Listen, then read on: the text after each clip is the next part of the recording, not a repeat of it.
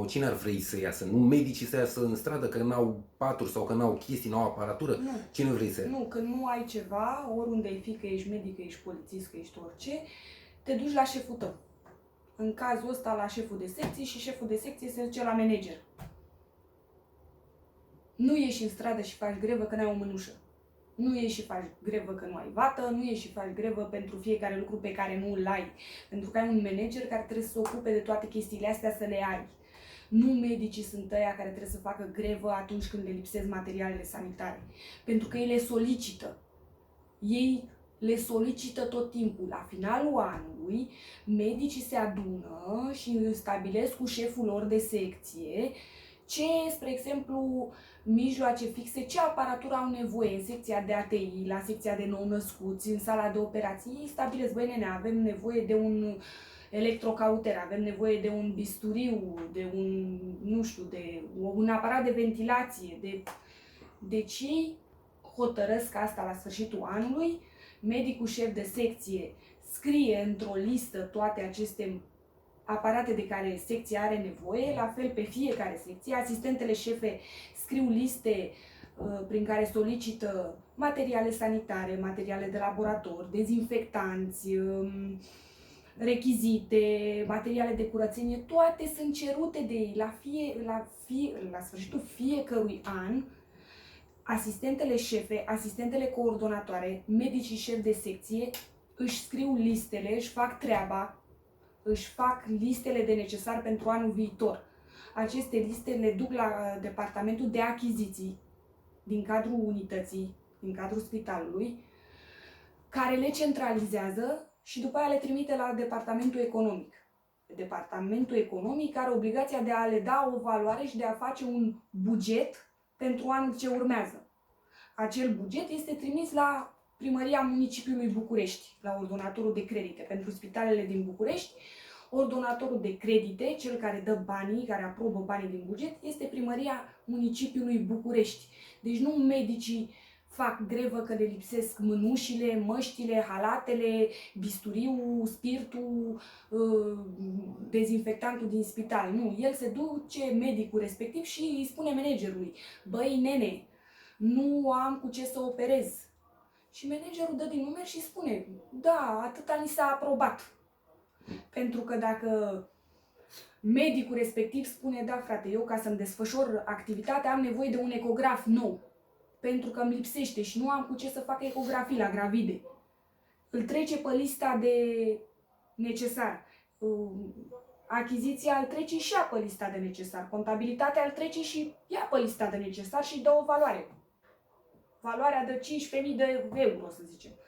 Și acea listă ajunge la ordonatorul de credite. Și ordonatorul de credite se uită și zice: da, anul ăsta nu aveți bani la investiții. Deci nu numai că nu puteți să luați ecograful ăla, nu o să luați niciun aparat.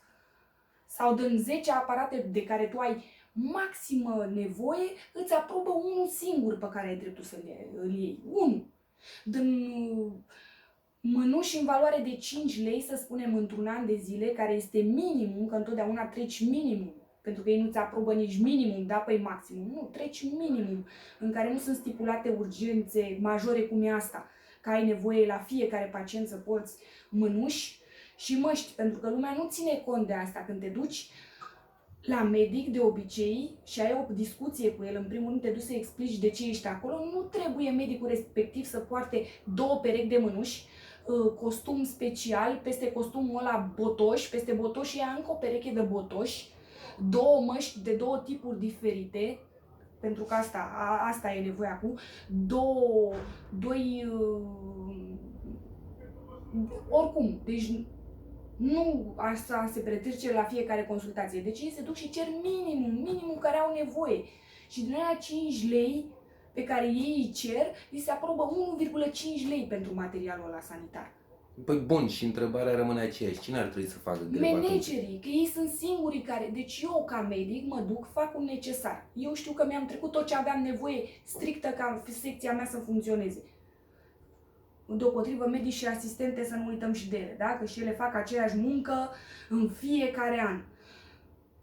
și își dau listele mai departe la contabilitate și contabilitatea le dă mai departe și de acolo se întoarce bugetul semnat cu ce i s-a semnat și cu ce i s-a tăiat. Managerul știe de sumele alocate.